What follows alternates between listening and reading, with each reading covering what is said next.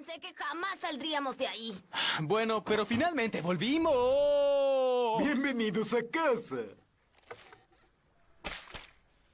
Tuvimos que entrar aquí, ya que ustedes no tienen puerta. Ni tienen bebidas frías ni tampoco bocadillos. Pero no se preocupen, nos las arreglamos. ¿Qué están haciendo aquí? Supusimos que si veníamos podían seguir protegiéndonos. Y a cambio podríamos regar esas plantas suyas. ¿Dónde están, por cierto? Y eso no es todo lo que hicimos por ustedes. Abrimos toda la correspondencia.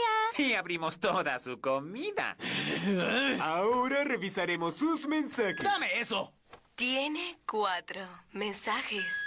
Oye, Sonic, soy el Dr. Eggman. Solo para que sepas que estoy planeando explotar la represa este domingo. Espero verte ahí. No es que vayas a poder detenerme. Oye, estoy aquí en la represa esperándote. Voy a explotarla en cualquier momento. Pensé que no querrías perdértelo. Oh, lo siento, se remarcó. No quería llamarte. Está bien, era un truco. Iba a emboscarte y ni siquiera tuviste la decencia de aparecer. Eso fue muy grosero, Sonic.